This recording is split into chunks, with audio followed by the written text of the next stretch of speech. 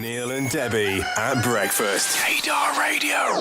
Gaydar. Now, we came across this book yesterday called Love Me As I Am, and the man who's put it together is Francois. Is it Lubbe, Francois? It's Lubbe. Lubbe. Lubbe! I get it. Mr. Lubbe. Bet you get that a lot. Now, tell us a little bit about this book. Sounds fascinating. Well, the book is an anthology of 24 letters that gay men wrote to themselves as adults to their 16-year-old selves.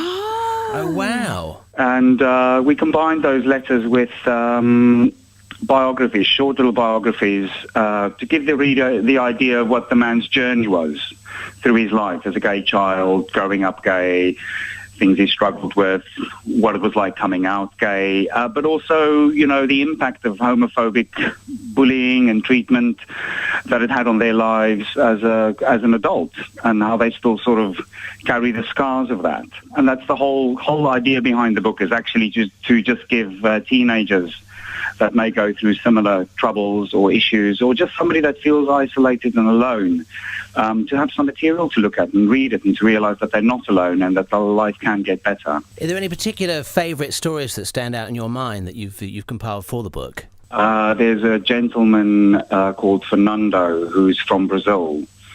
His story is fairly short, and his letter is very short, but extremely powerful. He really had a tough time. What makes it so lovely is the fact that this man has actually made something out of his life instead of allowing circumstances to just really get the better of him. The most rewarding thing for me is also to actually meet face-to-face with these gentlemen and have interviews. What would you say? Because I know that it kind of reflects on childhood experiences that shape, you know, gay guys, and it's relevant for anyone who's gay, really, into their adulthood. Is this kind of the moment they realised they were gay as well? Do you cover that? Yes. I had basic questions that I asked each of the contributors, and that was, tell me more about your relationship with your parents to start with, your cultural background, your religious background, and how these things influenced you as a gay child. Did it help you? Did it make life easier? Did it make life more difficult? So a lot of them do talk about the realization, knowing that they are gay, and then having to deal with different things, religious things, cultural things. So yes, it does. What would you say? What are the most specific common themes that kept coming up that, you know, really sort of got to you, if you like? I think for me was the idea that being gay is shameful or wrong. That all of the guys, somewhere there's an element that, oh my word, there's something wrong with me, and I cannot be loved because of this. That was the strongest theme that came through, but then also the realization later on in their lives that actually it is okay. I'm okay the way that I am. Those are the two strong themes. We talked about this in the show just last week, didn't we? Gay shame. We did say gay shame. Francois, when did you realise that you were a gay man? I realised that I was a gay man probably... Look, I didn't have a name to put to it, but I did realise that I didn't like ladies from a very early age. I was about 5. 5? Tell us the story. My mother had a boyfriend at home, and he was always walking around. This is so embarrassing.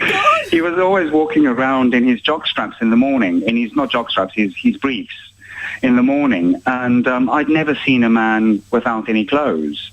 So I found him one morning in the kitchen, and he was standing in his underwear busy making coffee and tea, and I was just absolutely fascinated by his chest hair. And now, thinking back about it, because I have such a clear memory of this, of course then there was nothing sexual to it because I didn't know what sexuality was, but I was completely fascinated by it, and I can now join the dots and realise that that was the first time that, even though I didn't have a father, so obviously I would have been fascinated by an older man sort of in the house, there was more to it. I wanted to see him completely naked, and I wanted to be able to see his body. And this infatuation just carried on through my life. And then round about the age of 11, I realised, okay, I will not fall in love with girls. It just goes to show you, it's further proof you're born this way. Yeah, you are aged 5. That's a fantastic, wow. Francois, just give us the details of the book once again, because it sounds absolutely fascinating. The book is called Love Me As I Am, Gay Men Reflect on Their Lives. It is available at Foyles and also online. LoveMeAsIamthebook.com for more info. Great talking to you, Francois. Thank you very much.